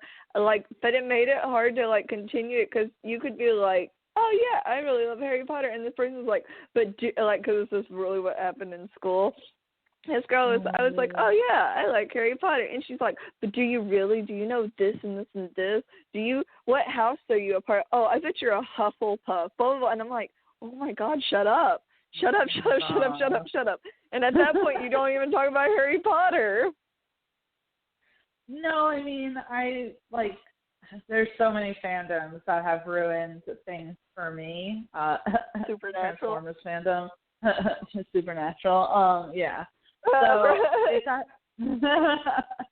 I want to say, like, it's funny because as, say, divisive as the DC and Marvel, like, communities can be, you do find people like such as us at Geek Vibes Nation that can be, like, not only fans of both but not toxic fans. So it's like there's enough that you can find your little community and just kind of look at, like, the crazies and be like, well, they're just the crazies, right?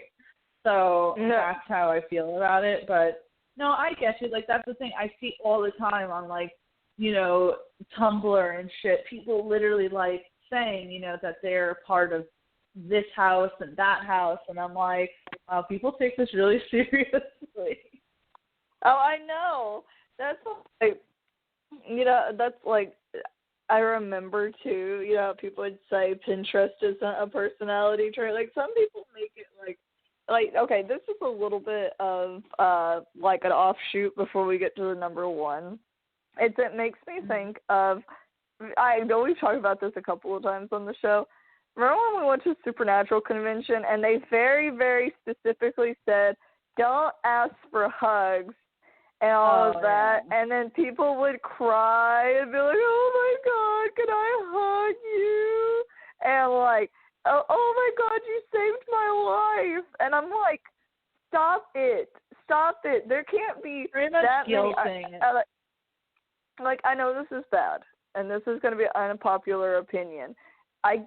We all know about depression. We know about like suicidal tendencies, but I'm telling you, there's not 40 people at these freaking conventions saying, you saved my life, can I have a hug? Bruh, you're guilting these poor people into hugging you. Stop it. Get some help. No more hugs, COVID-19. But no more hugs, COVID-19. I want to say really quick before we move on, because it reminded me of when you were talking about like how like the Harry Potter fandom, like literally being a personality trait. It reminds me of, and this is definitely going to be a hot take. You know, because I like Star Trek. You know, I've watched Next Generation. I've, you know, watched the reboot movies. I haven't checked Star Trek Discovery, the recent show, but I hear it's really good. And I like Star Trek, and I would have like a little necklace, you know, or a ring. You know, it's cute having little things like that. Yeah, that's fine. That's fine, but I watched this documentary one time where this girl like literally goes into work in a Star Trek uniform. Like, and she literally like puts the badge on, and she like takes it seriously. Like, she's like, well, according to this badge, like, I'm the captain of you know, and I go and I, you know, check for these things because it's the duty of, you know, blah blah. And I'm like, and they interviewed like her coworkers, and they're like, yeah, it was a little weird at first, but you know, everyone has their kooky things, and I'm just like, you have a really, really tolerant job. Oh my gosh. A quick side note to that, my friend who lives in Ohio, he's like one of the bosses over this IT department, right? And he kept telling us every day, he said there's this guy that comes in with a cloak, like looks like out of Harry Potter.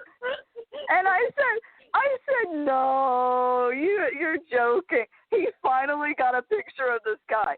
I don't endorse making fun of anybody, but if you work in a business where people are wearing suits and you come in with a mother effing cloak on, a literal cloak with like a hood on the, like, I can't even, Tia. I can't even. I just think that some people cannot, like, you know, they can't tell the difference, I guess, between reality and fiction, and we probably just lost half of our listeners right now, but, you know, I mean... Please don't wear a cloak to work if you work in that kind of environment. You know, I guess, like, that's what conventions are for, you know, but, like, you know, it's just... I can't. Let's move on before we just really go down the rabbit hole, but... we are down to the number one on our top 10 most redeemable characters. I'll go through the list so far until we get to the number one, and it's going to be Phantom of the Opera, Steve from Stranger Things, Cable from Deadpool 2, Ward Meacham from Iron Fist, Black Widow from the MCU, Nebula from the MCU, Matt Sweeney from American Gods, the Hound from Game of Thrones, Severus Snape from Harry Potter, and I'm going to do number one, and I feel like it's a bit predictable, and it's a bit, you know, on the nose, but I don't give a shit. I want to put this character down, and it is going to be Loki. I almost put him. He was the other Marvel character, but I said, oh, Tia's probably going to do this. I should leave her alone. And I do. I ended up doing Loki. So, all right, come on now. Like, we got to talk about Loki. I mean, first of all, he has been this tragic character since day one, right? Thor 1 comes on, and he's kind of the trickster, mischievous brother who then we find out has really put into place this whole plan to get Thor booted off the island, essentially, so that he can take his place. And he's pretty much manipulating everyone around him. Like, if you remember, he told Thor that the father died, and, you know, he has that moment where, like, Odin gets so stressed out he falls asleep. And, like, that whole thing happens. But then there's, like, you know, I mean, I could talk about certain scenes in Thor 1 forever, such as in, you know, finding out his adopted story, and then him, you know, letting go on the bridge, which, you know, Odin, definitely not the thing that you should have said while your son is hanging off of the dark abyss. Just saying. You remember that? Right. You remember that? He's like, I did it for you. remember he's like, I did it for you, I did it for all of us, and Odin's like, no, Loki, and then he just lets go, and I'm like, maybe wait to like say all that when he gets up on the bridge. I'm just saying, but yeah. That scene where I was like, Odin wasn't the best father in any capacity except for his death. Not Loki. It's like, you see why Loki has such like mom issues though, because of course his dad was never there for him. He had his mama. He's a mummy's boy. Well, I think that's the explanation as to why, say, Thor and all the other Asgardians are so, they're so bulky and they're warriors, but Loki is very much into his sorcery. And Frida even says at some point, I forget if it's in Thor: The Dark World or Endgame, but she says, don't forget I was raised by witches. So she clearly taught Loki all of that. But so we have Loki, who obviously he's the villain in Thor 1, he's the villain in Avengers 1, he's kind of not trustworthy at all in Thor: The Dark World, and we see him literally at the end fake his death to take over Odin.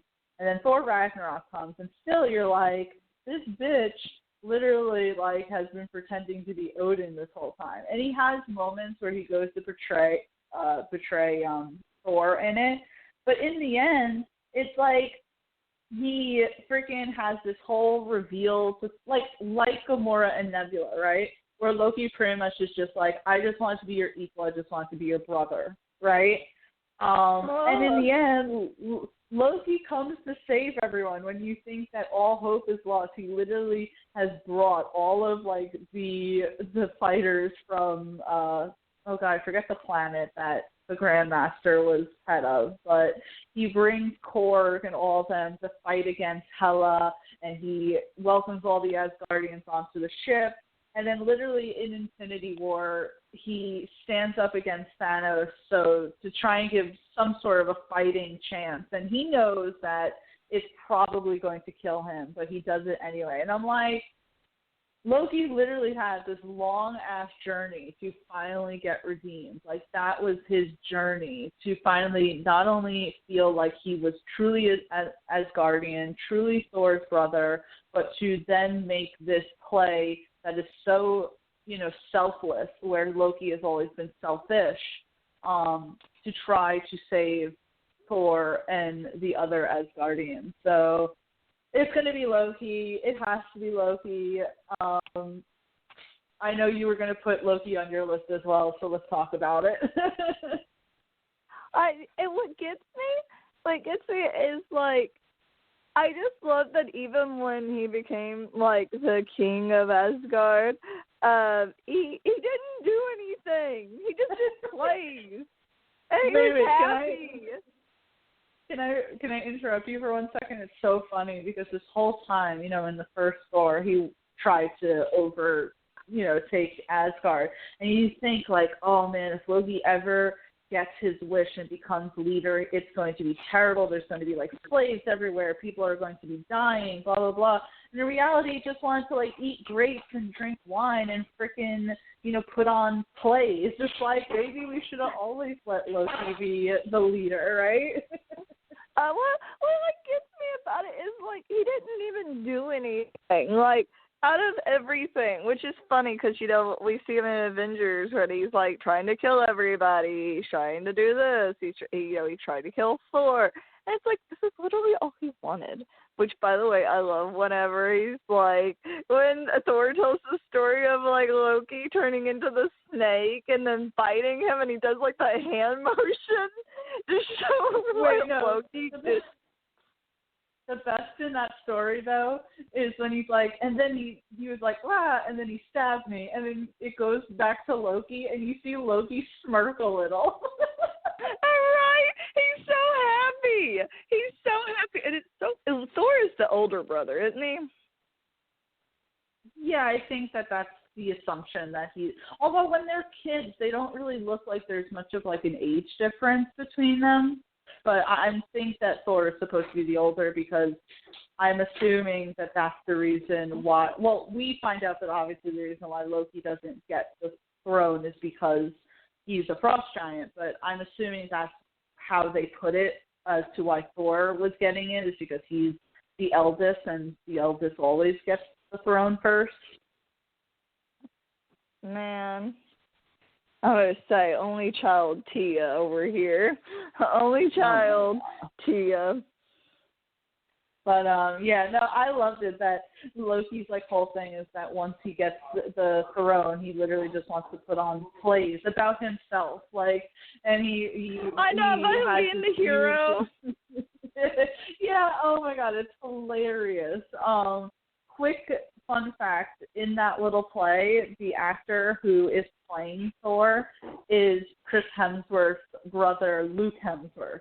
So I always thought that was really funny. That's so funny. But yeah, Loki definitely to me in the MCU is like the most redeemable character. We've had plenty of redemptions like Nebula or whatever, but Loki, we've literally been watching this since the first phase of the MCU, and it's literally taken all the way to the third phase for it to pretty much flesh out.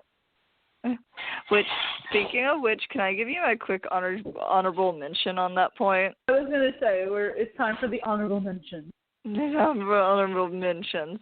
First off, your mother brought up Bucky. He would have been a good one. I saw that.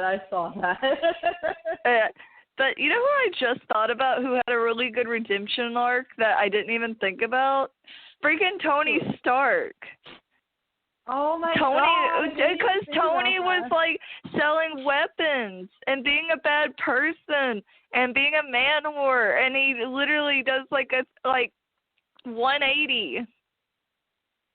That is true. That's a good one. I didn't even think about that. Like the ultimate redemption story is Tony Stark going from being all about himself to, you know, in the first Avengers, Cap even says to him, oh, when it comes to, you know, they pretty much have that conversation, you know, that he's not going to do anything if it doesn't benefit him. And he literally, like, chooses to die to save all of humanity. That's crazy. I didn't even think about that because I think I was thinking about, like, say, villains. But, yeah that makes sense. Man, do you have I'm any bummed other out all over again. I had Darth Vader because, you know, he was good, bad, really? and turned back good. True. Yeah, Mm-hmm. Darth Vader. Megatron in some series or / movies. Who else? I'm trying to think. Oh, who's another good one? Who else had a good redemption? Negan. Negan did. Because Negan was a bad guy, but now he's taking care of Shane / Rick's daughter and, like, basically almost lost his life over it. Well, there is that. There is the Negan. I had Logan from Westworld, Ben Barnes' character, because he goes from being an asshole to, you know, being actually the one who's in the right. I had Grady Travis from Fury, John Bernthal's character. I had one last one that was a bit of a stretch, so I didn't put him on, but I put Porn Stash from Orange is the New Black. Oh, that is a good one. He did get better. He did get better to the point where he's literally raising that child at the end. So, I mean, they made it very clear that was, like, one of the end scenes of the whole entire series. They wanted to get across that, like, he's now a great father. So, Brittany, I think we did a pretty awesome freaking job going through these 10 characters who were redeemed in some sort of capacity in movies and TV shows. I think we just pretty much love these type of characters that they can find the humanity. I love it. Which, among by the way, villains, I love redemption. Go ahead. Oh, I was just saying, if you heard a crazy noise, somebody's car alarm has been going on for, like, the last 10 minutes, and I'm sorry. They just turned it off. I thought I was going crazy. I felt like you that one time when somebody's car alarm was on for, like, hours. It was like 5 hours that one time, but I didn't hear anything, which was good. And please, you don't need to apologize. But yeah, so Brittany, while we still have a couple of minutes, why don't you plug your shit, let everyone know where they can find you and what you got on the horizon. Oh, yeah, because I'm a Twitcher, right? Me and Tia argue about this every time because she, since I stream on Twitch, she calls me a Twitcher. I'm like, no, I'm a streamer. And she's like, somebody on YouTube Ryan calls was me even YouTuber. on last week and even backed me up. Yeah, he only did that because he's on Mixer. I don't call him a Mixie. I don't call him something. You call him a streamer. He's an idiot. No, I'm just joking. He's not an idiot, but I hate him. But I don't hate him. I just dislike him. No, I'm joking. Start going down the line. No, I told you there's a rivalry. It's like Xbox versus PlayStation. But you can find me everything needs to be a rivalry. Hey, he started it. I was fine. He started it. Mom, it's his fault. But you can find me at twitch.tv/ittybitty-brit.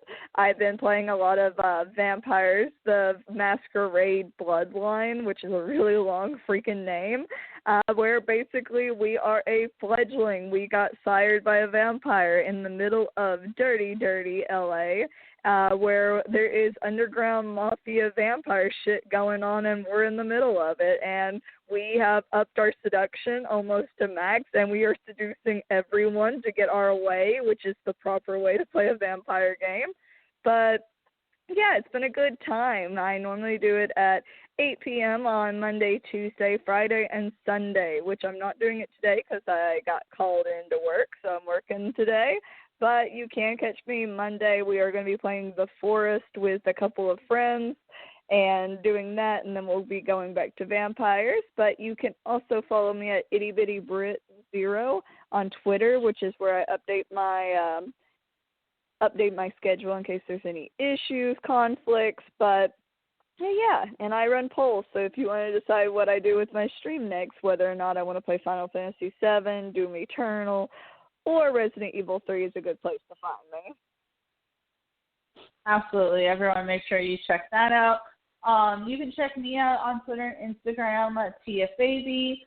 I also posted a new Tea Time with Tia on YouTube at our Geek Vibes podcast. It was on The Bodyguard, which is an amazing show that you need to check out. It's on Netflix starring Richard Madden. Awesome, awesome show. And I also have a review out on our website, Geek Vibes Nation, for the Netflix show Unorthodox, which I really recommend. I got Kelly to watch it because I just think it's an amazingly just powerful series. So make sure you check that out. Make sure you check us out, Twitter, Instagram, YouTube, Facebook. We're everywhere and anywhere. And we will catch all of you next week. So see ya. Y'all have a great day. Bye. Happy Easter.